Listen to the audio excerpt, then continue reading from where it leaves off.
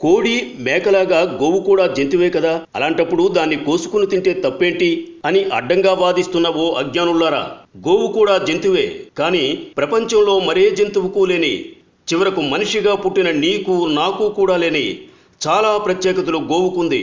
అందుకే హిందువులు తమ తల్లి తరువాత తల్లి స్థానాన్ని ఇచ్చి గోమాత అని గౌరవంగా పిలుస్తూ పూజిస్తారు. నీ చదువు, నీ సంస్కారం, నీ విచక్షణ, నీ విజ్ఞత, నిజాన్ని నిజాయితీగా స్వీకరించే వ్యక్తిత్వం నీలో ఉంటే గోమాత గురించి కొన్ని నిజాలు చెబుతా. ఆవు ఒకవేళ విష పదార్థాలను తిని ఆ పాలను మనం తాగితే రోగగ్రస్తులవుతామేమోనని ఒక ఆవుకు ప్రతిరోజు ఒక మోతాదుగా విషాన్నెక్కించి 24 గంటల తరువాత దాని రక్తాన్ని, పాలను, మూత్రాన్ని, పేడను ప్రయోగశాల ల్యాబ్కు పంపి వీరు ఎక్కించిన విషం ఎందులో కలిసిందో పరీక్షించారు. అలా ఒకరోజు 2 రోజులు కాదు, ఏకంగా 90 రోజులు ఢిల్లీలోని ఎయిమ్స్, ఆల్ ఇండియా ఇన్స్టిట్యూట్ ఆఫ్ మెడికల్ సైన్సెస్కు పంపి పరీక్షించారు. ఆ ఆవు పాలలో కానీ, రక్తంలో కానీ, మూత్రంలో కానీ, పేడలో కానీ విషపు ఛాయలేవి కనిపించలేదు వారికి.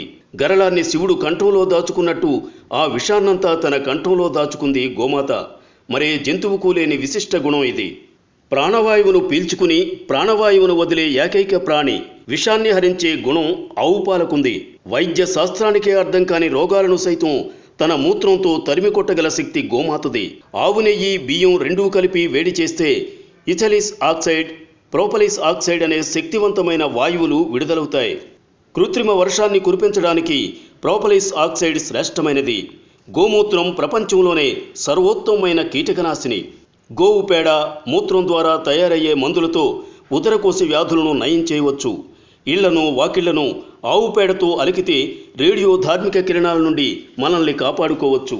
ఆవు పేడలో కలరా వ్యాధిని వ్యాపింపజేసే క్రిములను నాశనం చేసే శక్తి ఉంది. 1 తులం నెయ్యిని అగ్ని యజ్ఞంలో వాడితే 1 టన్ను ప్రాణవాయువు, ఆక్సిజన్ ఉత్పత్తి అవుతుంది. గోమూత్రం గంగాజలమంత పవిత్రమైనది. గోరక్షణ వల్లనే మన జాతి, మన ధర్మం రక్షింపబడును.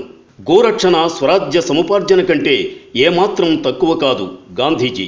ఆవు పాలలో రసాయస్, ఆవు నెయ్యిలో అమృతం ఉంది. దాని మాంసం తింటే రోగిష్ఠులవుతారు. మహమ్మద్ ప్రవక్త. 1 గోవును చంపితే 1 మనిషిని చంపినట్టే. యేసుక్రీస్తు. గో క్షీరము గొప్ప మందు, దాని నెయ్యి గొప్ప ఆరోగ్యప్రదాయిని, దాని మాంసం రోగకారకము. హజరత్ మహమ్మద్. గోవులు మానవ సమాజమునకు ఒక గొప్ప వరము. ఎక్కడ గోవులు చక్కగా పోషించబడుచు రక్షింపబడునో ఆ దేశపు భూములు గొప్పగా నుండును, గృహములు ఉన్నతి చెందును, నాగరికత పురోగమించును. మొహమ్మదీయులు మత గ్రంథమైన ఖురాన్లో ఎక్కడనూ గోవధ సమర్థింపబడలేదు. హకీల హజ్మల్ ఖాస్. గోహత్య ఇస్లాం మత నియమములకు విరుద్ధం. తోహాస్వి హింద్ బిజారు.